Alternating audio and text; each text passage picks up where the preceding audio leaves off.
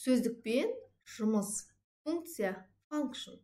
Қайтарылатын мән, возвращаемое значение, return value. Нәтиже, результат, result. Функциялар Python программалау тілінің маңызды компоненттерінің бірі. Бұған дейін біз программалау тілінің тек стандартты функцияларын қолданып, мысалы EVS, sin, cosine, tangent. Енді өз функцияларымызды құруды үйренеміз. Функция бұл аргументтердің қабылдай алатын көмекші алгоритмі. Функцияның процедурадан өзгешелігі, функция әрқашан нәтижелік мәнді қайтарады.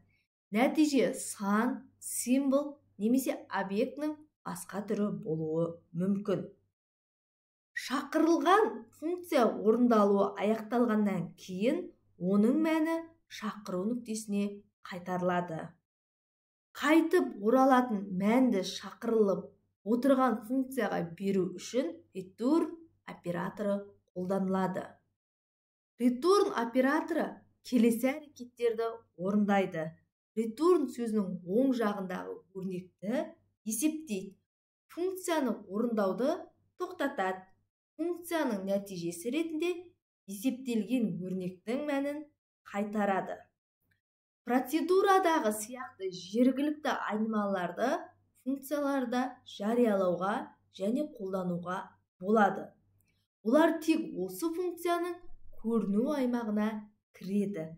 Басқа функциялар мен процедуралар үшін қолжетімсіз болып табылады. Функцияға арналған бірінші есепке мысал түсіндіретін болсам, A, B, C, D берілген, бүтін сандар берілген, A мен B-ның және C мен D-ның арасында сандардың қосындысын табатын программа кодын құруымыз қажет болады. Деп сөзі арқылы функцияны шақырып аламын, яғни қосындыны анықтау үшін x, y деп алам, яғни A мен B-ның қосындысын x деп алсам, C мен D-ның қосындысы y деп есептеп көрейік.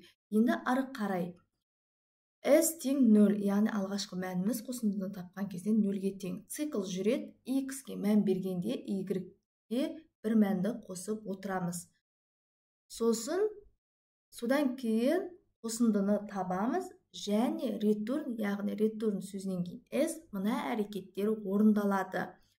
A-ға мән енгіземіз, яғни A-ға қандай да бір мән береміз. Одан кейін C-ға қандай да мән енгіземіз. Екі айнымалы болғандықтан map функциясын қолданып отыр. Print қосынды, яғни A-ның қосындысын табуымыз керек, яғни print C-ның қосындысын табуымыз керек. Запуске береміз.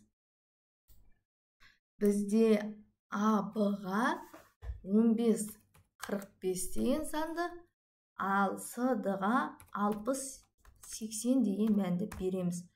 15-тен бастап 45-ті қоса алғанда, осы сандарды қосқан 15, 16, 17, 18 деп 45-ті қоса алған кезде қосынды 930 шығады. 60-тан бастап 80-ді қоса алғанда, барлық сандарды қосқанда 1470 шығады. Деп бізде A, B бүтін сандар берілген, осы сандардың ең үлкен ортақ бөлгішін табатын программа құрып шығуымыз қажет. Программа кодын жазып қойдым. Div функциясын шақыру арқылы ең үлкен ортақ бөлгішті табамыз. A, B мәндерінің әзірше A 0-ге тең емес және B 0-ге тең емес.